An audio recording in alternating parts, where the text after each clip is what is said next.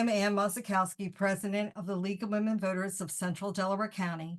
And on behalf of our league, I want to thank you for joining us for our Jeanette Ross Environment Program for 2024. Plastic Pollution Crisis in Pennsylvania. This presentation is being recorded, and a link to the recording will be posted to our YouTube channel and shared with all those that registered. I also want to thank those that submitted questions, which were shared with our presenter. The League of Women Voters is a nonpartisan organization which neither supports or opposes candidates, but does encourage informed and active participation in citizenship, elections, and democracy, and works to increase understanding of major public policy issues and to influence public policy through education and advocacy. One of the ways we help fulfill our mission to empower voters and defend democracy is to offer presentations to inform the public and voters on important issues. In the spring, our League of Women Voters offers a program on environmental issues to honor the memory of Jeanette Ross, a longtime member of the LWV, who was a passionate conservationist who worked for years to protect the Delaware River. Our presenter this evening, Kathy Cook, is also an environmental advocate who is deeply concerned with global warming and the current climate crisis. Through her environmental advocacy work, she learned that plastics are a significant driver of climate change. Not only do plastics affect our environment by driving global warming, but they also harm human and animal health. During the presentation, Kathy will share data and facts about the plastic pollution crisis, but will also share solutions to this problem. Kathy Cook is a volunteer speaker for Beyond Plastics, which is a national organization dedicated to educating the public about plastic pollution and promoting solutions. She is also an organizer for the Chester County Environmental Alliance Single-Use Bag Ban Coalition and a board member of the League of Women Voters of Pennsylvania, plus a member of our LWV of Central Delaware County. So now, Kathy, thank you for doing the presentation. Thank you, Ann, and I'm very, very pleased to be here. And as you said, I am a Beyond Plastics member and speaker, and the information that I'm going to share with you tonight is from Beyond Plastics. Now, I want to tell you a little bit about myself. Before I was a member of the League, I worked as a professional book indexer. I was a medical technologist, a professional book indexer. And if people don't know what that is, I am the person that would write the back of the book indexes. So if you saw a textbook, I would be the one that would write the back of the book indexes. And I think I'm pretty good at reading scientific books because I have done it for 32 years. Now, I'm also a grandmother. And these are my grandchildren. This is Cameron, who is now 10, and Logan, who is now 13. And I want what's best for my family. And when I learned that plastics were a significant driver of climate change and they were linked to health problems for humans and wildlife, I decided that I would go ahead and learn more about plastics and talk to other people about plastics, because it is an important subject that we probably don't know enough about. And I am worried about my grandson's future, as are all of you, for your grandchildren and your children. So let's first talk about what is the plastic pollution crisis. Well, it's that we have too much plastic. There's over 10 billion tons of plastic that are on our Earth today. All of the plastic that was ever made since 1950, and that's when they started to produce it, is still on this Earth today, with the exception of a little bit that has been incinerated, but a lot of that is in plastic ash. I want to make sure that everybody understands plastic is a forever chemical. That means it does not degrade down into different parts. It just gets smaller and smaller and smaller. We are swimming in plastic, and this is an actual picture from New Delhi, India, with children literally swimming in plastic. This is what they have to deal with.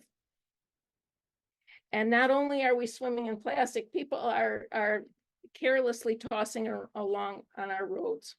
And the DEP has said that there's 502 million metric tons of litter just in Pennsylvania. And of course, that affects our property values. Cities spend 68 million annually on litter, picking up litter. PennDOT, 13 million annually just on the state roads. And this is a picture. I am on the Euclid Litter Patrol. This is our supervisor here, Laura Bensky. And then this is Tony Gorkin from our EAC. And in the white hat, you can't really see her, but that's Danielle Friel-Otten. She's out there picking up litters with the rest of us.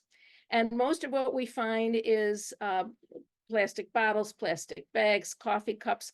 These are all single-use plastics. And I would say just about 80% of the amount of litter that we pick up is single-use plastics. Now that's actually to be expected. 44% of the plastic that's made is single-use plastics. About 10 years ago, they coined the term plasticosis. Plasticosis is a disease of animals, and that's because they eat plastic. You'll see here an albatross. This poor bird thinks that these little pieces of plastic are shrimp or something yummy to eat, and they eat it. And 98% of our wildlife, seabirds, are dying because of plasticosis. We're finding plasticosis now in a lot of marine animals, a lot of fish, bears, coyotes, dogs, horses, even camels in the desert. We have 8.8 to 15 million tons of plastic that enter our oceans every year. That's the equivalent of having a garbage truck filled with plastic, dumping it into the ocean every minute of every day. We are creating our ocean into unpermitted landfills. And I'm sure you've walked on the beaches and seen little bits and pieces of plastic. That's kind of normal now. It should not be normal. This is a terrible travesty. And if we continue, they say that next year, 2025, for every 3 pounds of fish, there'll be 1 pound of plastic in the ocean. And if it continues, we will have 1 pound of fish for every 1 pound of plastic by 2050. So this has got to stop. And like I said, plastics are forever chemicals. So we keep continually bombarding our planet with all this plastic, and it's not going away. Plastics keep getting smaller and smaller. Now here you see the action of the sun and the wind. Plastics break down into little chunks of plastic, and we see these, but there are something called microplastics, which are smaller. This is a microplastic filament on a snowflake. That's pretty tiny. And then there is plastic in the plant stem right here. And we eat these plants, and plastic is in our plants. And even smaller amounts of nanoplastics. Nanoplastics are in everyone's body. They are in your heart, in your blood, they're in fetuses. They travel throughout the world, and we eat, drink, and breathe in nanoplastics. So what does that mean for our health? Well, first of all, plastics are made from chemicals and fossil fuels. Fossil fuels like coal, oil, and natural gas. There are 13,000 chemicals or more that are used in plastic to make, they make them flexible or rigid, the colors, flame retardants. There's all kinds of reasons why they use these chemicals. But 2,400 of these chemicals are called chemicals of concern, and they've been studied, and they are considered carcinogens and hormone disruptors. And they don't even know how these chemicals react with each other. And they haven't actually looked at all 13,000 chemicals. So we've got a problem on our hands. Now, here are some of the chemicals that are in plastics. There, like vinyl chloride. If you've ever heard of PVC pipes, that's vinyl chloride is in PVC pipes. And we have styrene, that's in styrofoam. Bisphenol A, I'm sure you've heard of BPA, BPA-free products. Well, a while ago, they had BPA in baby bottles, and then they removed it and put in a different plastic. I don't know if it was better or not, but BPA is sometimes labeled that a product is free from that. PFAS and PFOA are now chemicals that you're going to find in your water because of firefighting foam, Teflon, and other products that have that on, and then it leaches off of that. Phthalates is a hormone disruptor. Lead, I'm sure you've heard of lead poisoning. That's in our plastics. Chromium is a heavy metal. Halogen flame retardants. There's cadmium. All of these, perchloride, perchlorates, there's a lot of perchlorate in toys, formaldehyde, and antimony. And hormone disruptors. Hormones are small chemicals that actually are the regulators of many processes in our bodies. And you don't need a very large amount of hormones, but plastic chemicals, the chemicals in plastics actually act as hormones, and they can disrupt every organ system in your body. Now, some of the major problems with these hormone disruptors, they regulate appetite. They are heavily associated with obesity, diabetes, high blood pressure, heart disease, brain development, ADHD, autism spectrum disorders. They disrupt fertility. They are heavily associated with breast cancer and Parkinson's disease. Now, this is why I'm coming back to my grandsons. When Cameron was 7, he was diagnosed with juvenile diabetes, and Cameron has ADHD. And there's no genetic cause for this in our family. So the doctors are looking at environmental causes for these issues. I can't say for certain that plastics cause this in my grandchildren, but I can't sit idly by. I don't know what to do. So that's why I have chosen to work with Beyond Plastics and talk to people about plastics. I'm volunteering to educate people because of this. And I really believe that plastics and the League of Women Voters and organizations like this can solve the plastic problem, because we need to solve it now. Now, it's not only a health problem, but plastics also are a climate problem. And that's because, as I said, plastics are made with fossil fuels, and it takes energy to extract the fossil fuels and to refine them, turn them into polymers, and that means burning a lot of fossil fuels, and that releases greenhouse gases. And currently, plastic is responsible for 5 to 10% of all greenhouse gases, and is going to increase by 20% or more by 2050 if we don't do something about it. Now, when fossil fuels are burnt, they release greenhouse gases, and carbon dioxide, methane, chlorofluorocarbons, CFCs, ozone, and nitrous oxide. These are the greenhouse gases. They're in our atmosphere.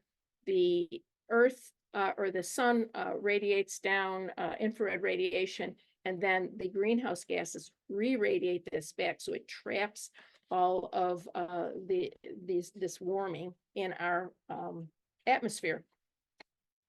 And in July and August of last year, 2023, these were the two hottest months ever recorded in 125,000 years.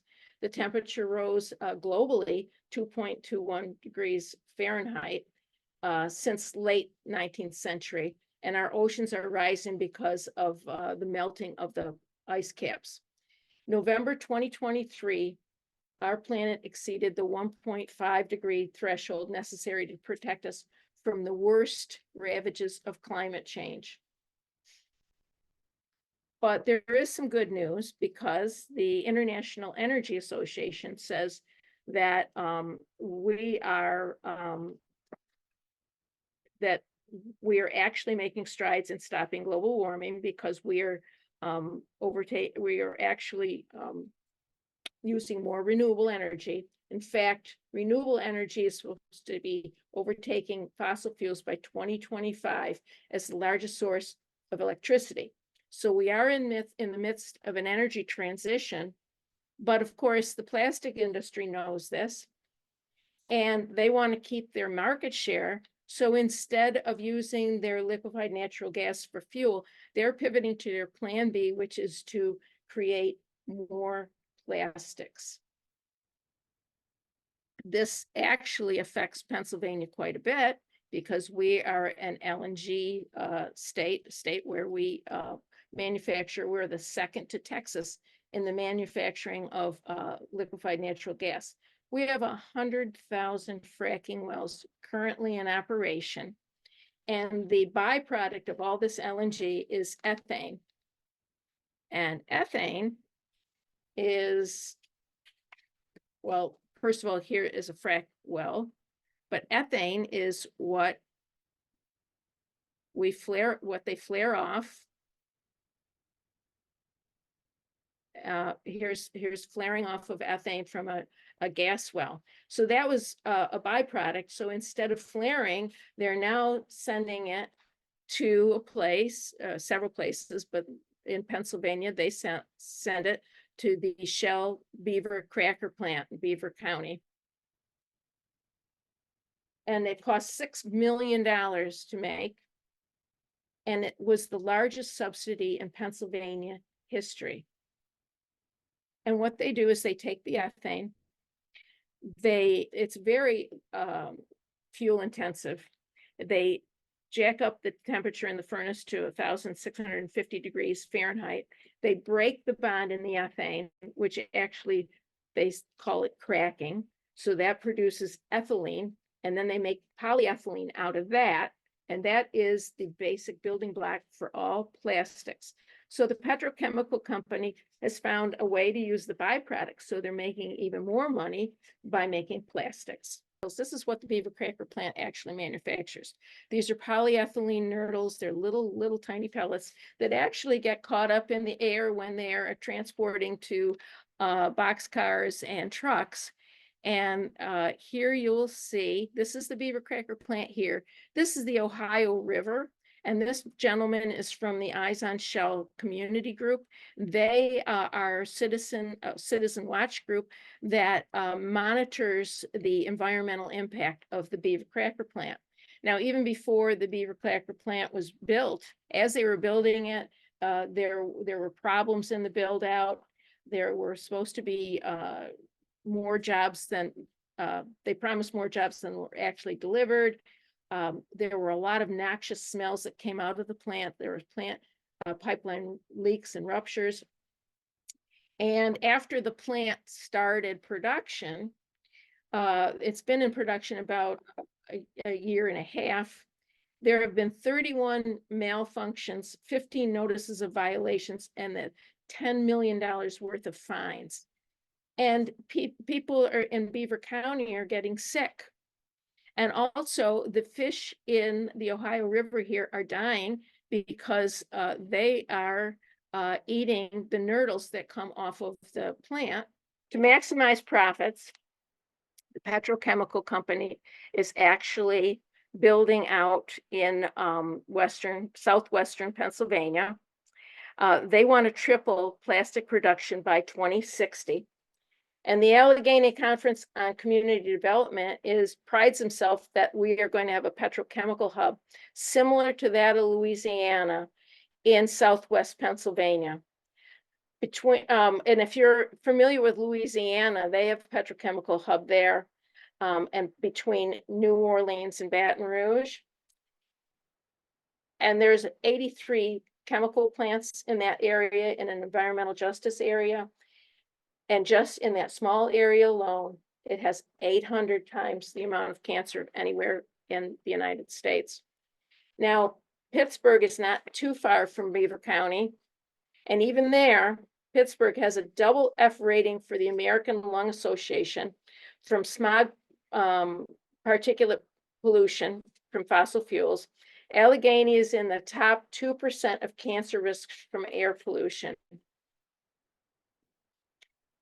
And we have 90,000 miles of pipelines in Pennsylvania, and we have a rail system across the state that is aging. And this is a picture from February 3rd, 2023. You all know what this picture is. Norfolk Southern train derailment that derailed in East Palestine, Ohio. That's a half a mile from the Pennsylvania border. They were going to the Beaver Cracker plant, and they were carrying 115,580 gallons of vinyl chloride and other toxic chemicals. This could happen anywhere in Pennsylvania. You don't have to live near the Beaver Cracker plant to possibly have problems from plastic production. But the aftermath of the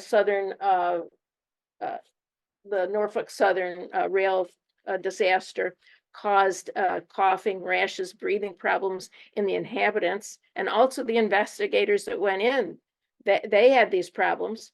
There was a large fish kill, a lot of animals died, and scientists say that these poisonous chemicals will last for decades. And these poor people, they can't sell their homes. They're stuck there. What are they going to do? And this could happen anywhere. We need to find a solution. This is a problem that is coming down the pipeline to all of us.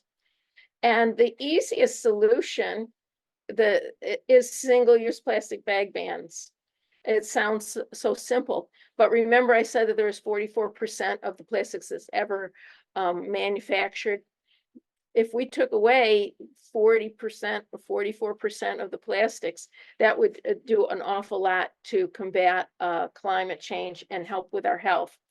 But of course, the plastic industry doesn't like this. The chemical industry doesn't like this. And so they're coming back with their false solutions of chemical recycling, waste to fuel, pyrolysis, all kinds of, these are all false solutions. Chemical recycling, it just means burning plastic. If you burn the plastic, it's very fuel intensive. So you're using more fossil fuels, more fuel to get rid of the plastics than you have. So it's not a sustainable process. And there's all kinds of false solutions that just won't work. And we think we're going to recycle our way out of this. Well, I have to tell you, you cannot recycle your way out of this problem. Look at all that plastic. How are you going to sort the 13,000 chemicals? And how do you do that effectively and efficiently? You cannot recycle your way out of this problem. And the plastic industry knew this all along.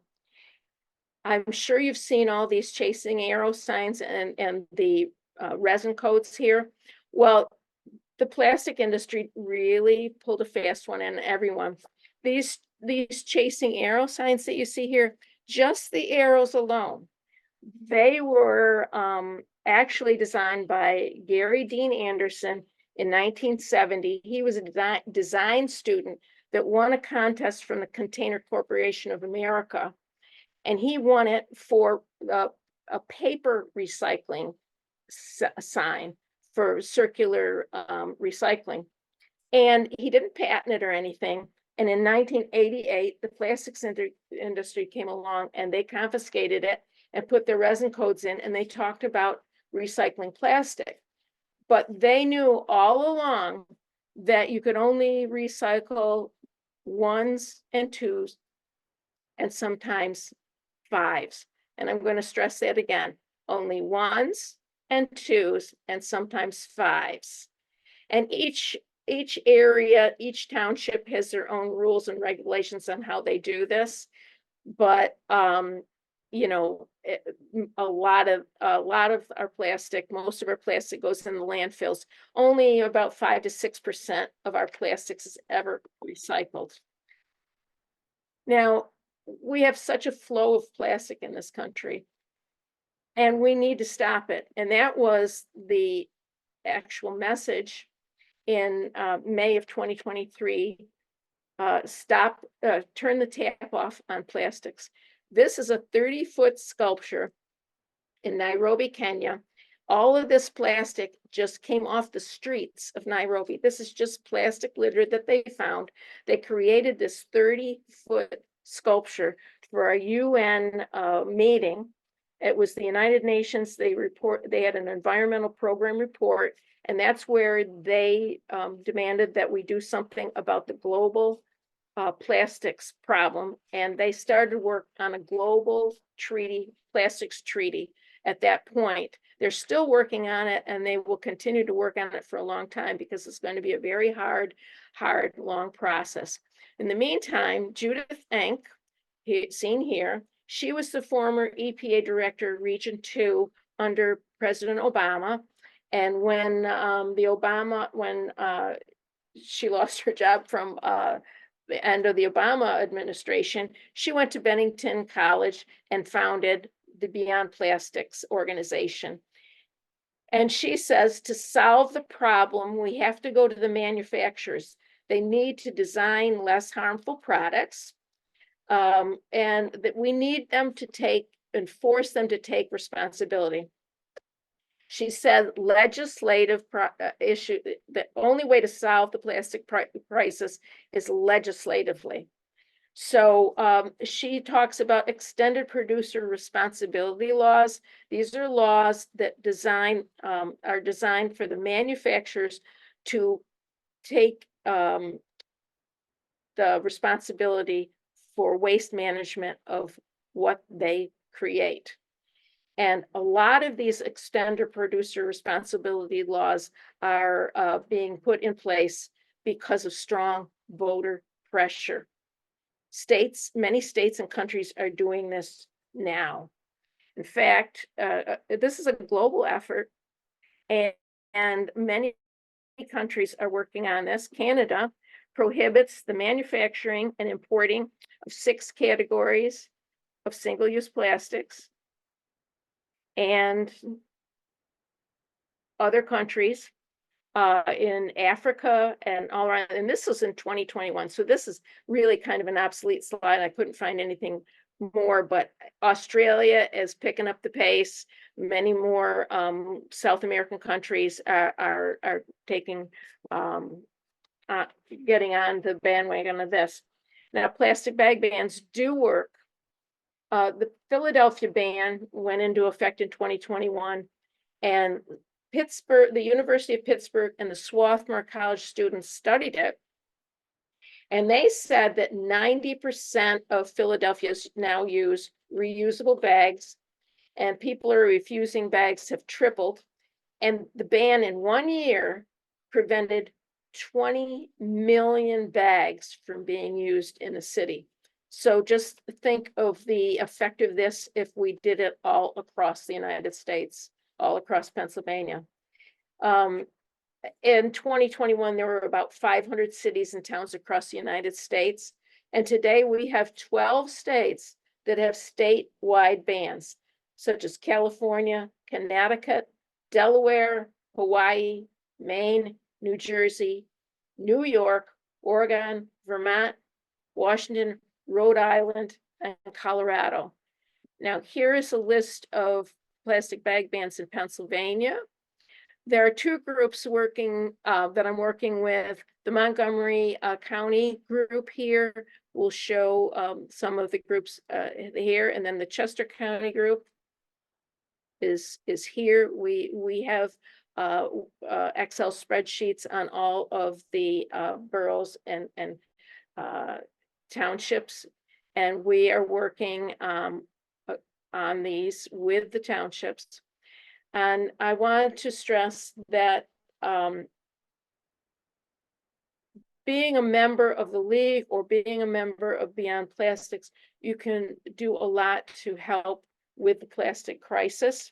Beyond Plastics, I will show you here, the League of Women Voters of Pennsylvania is a Beyond Plastics affiliate.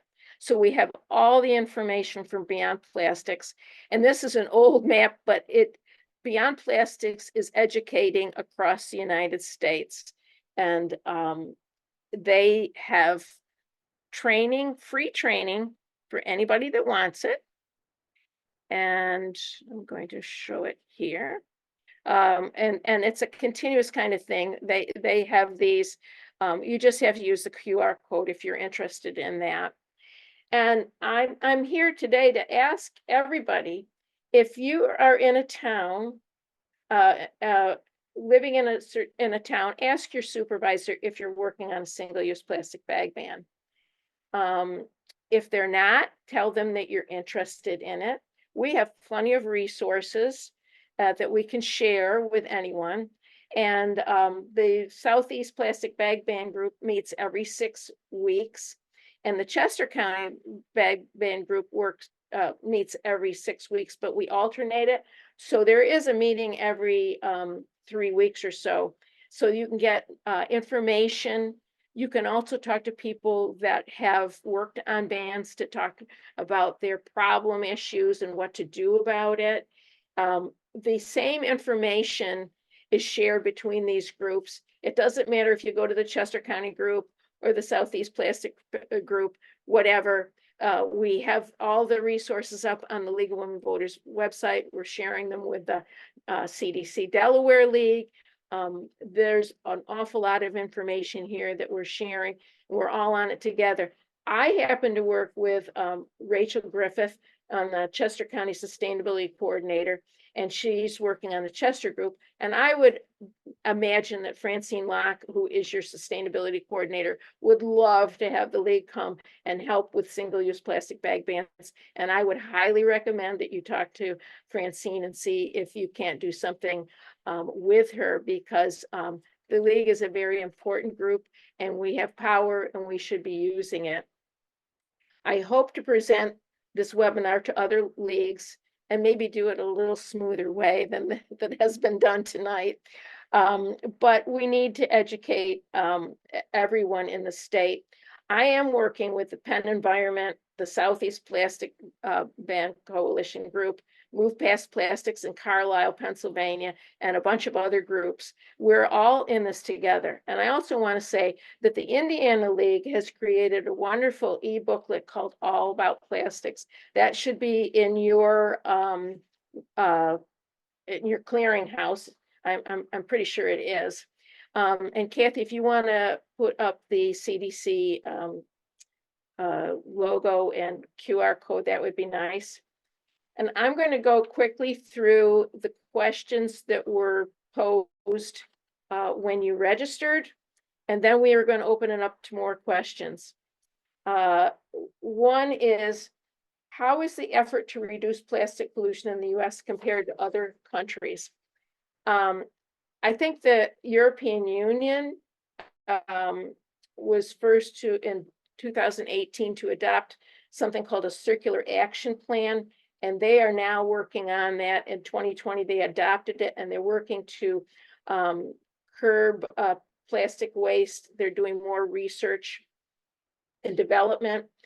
But Greenpeace also shows that they've done some work, and there is actually information that's talking about recycled plastic is actually harmful, because when you recycle it, you have to add in more chemicals. So recycling is not a cure-all for everything. We need to get rid of the plastics, and we're not going to get rid of plastics very soon because we need plastics. There's many areas where we can't We don't have an alternative, so we're going to have to stay with plastics. But where we don't need them, we don't need single-use plastics. We need to get rid of them. They're harming us. Okay, what kind of reduction programs have been successful globally? There are some reuse and refill programs that are helpful. Circular economy or circular economy action plans are certainly a better way to go. They're not perfect. We're seeing that the recycled plastics aren't necessarily as good as they could be, but we've got to go with the best alternative out there. I've got some information I'm going to send to all the registrants about what's being done in other countries. And another question was, is there legislation at national and state levels on plastic pollution? There's a lot of legislation. A lot of it is just sitting. We have in the state actually has a ban, HB 470, a bill for a ban on polystyrene. That's just sitting in the House ERE. There's a beverage bottle bill, HB 1191. That's in the House Environmental Resources and Energy Committee. HB 1122 keeps PFAS and plastics out of our food. That to me is a biggie, but it's just sitting in the House Agricultural and Rural Affairs Committee. And I can go on with all these bills. The problem is we really need to advocate for some of these. We need to tell our legislators that we need movement on these bills. They just cannot sit there. We have one bill that is actually passed out of the Senate, SB 144, restricting PFAS and firefighting foam. That passed the Senate and is now in the House Veterans Affairs and Emergency Preparedness Committee. That's the only one of all these bills that's gone through. There's a number of federal bills. And of course, Beyond Plastics has written a bill called Break Free from Plastics Pollution Act that was introduced in 2023.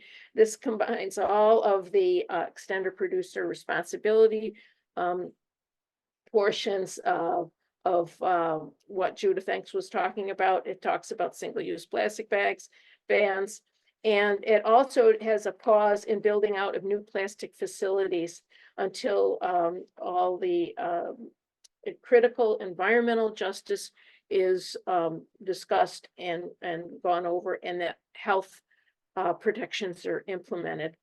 There's also a federal Farewell to Foam Act that prohibits the sales of expanded polystyrene food containers and those loose peanuts and stuff like that. New York State is poised to possibly to do an extended producer responsibility bill. There's still work on that, but they're getting very close. And we'd love to see that in Pennsylvania, but there's a long way in coming. Question was what plastics are recyclable. As I mentioned, 1, 2s, and 5s, only 5 to 6% of plastics is ever recycled. Another question asked, are there existing practical methods for removing microplastics from from waterways?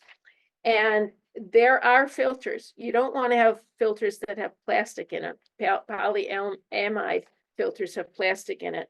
Although they can remove some plastic, we really don't know how much plastic they're adding into it. We have sand and granular activated carbon filters.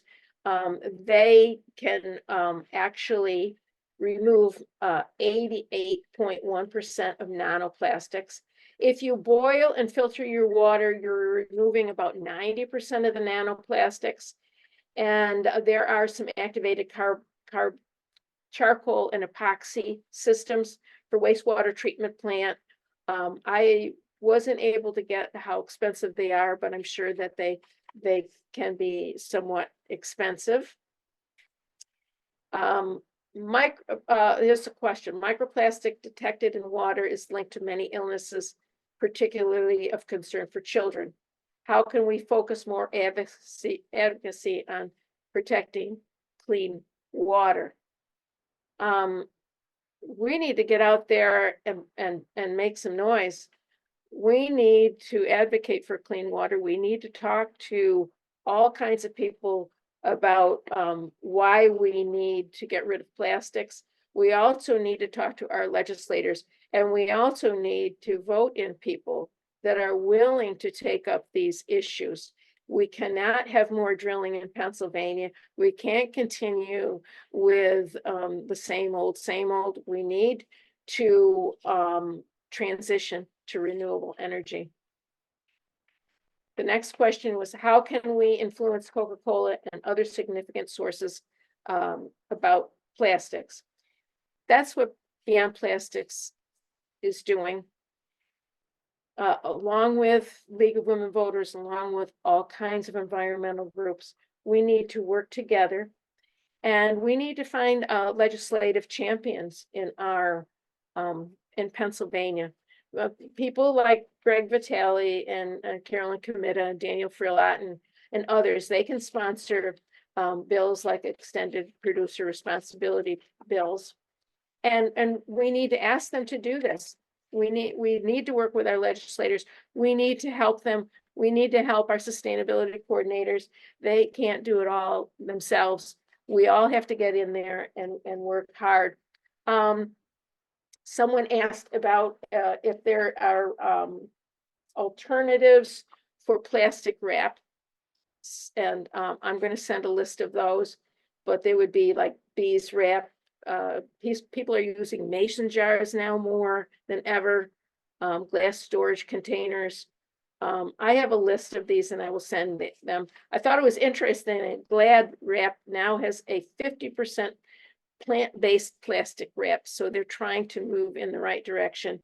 And there was a study done last week. I got the results of that, and it said that Ziploc bags, they tested all these sandwich bags, and Ziploc bags were the only bags, sandwich bags, that didn't contain PFAS, which who knew?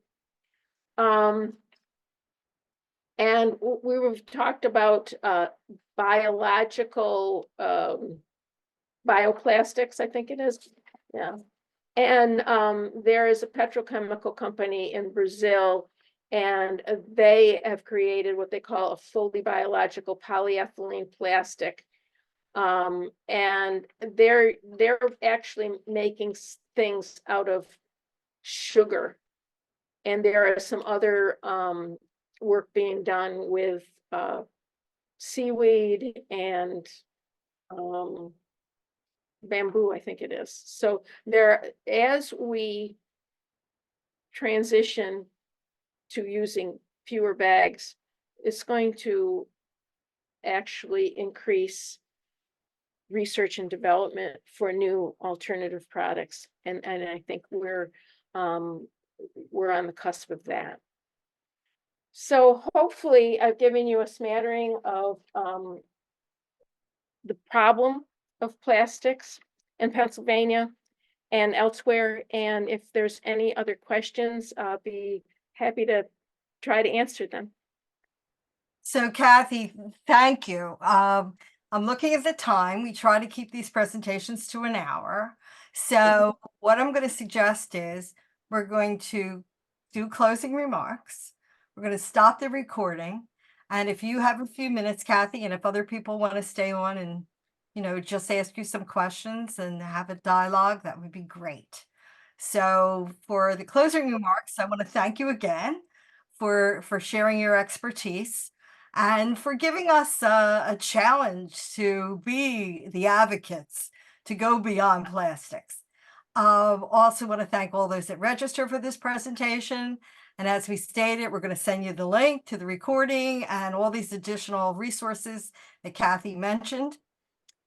We're going to hope that you join us for future programs listed on our events calendar at LWV-CDC.org. So thank you for being part of this presentation.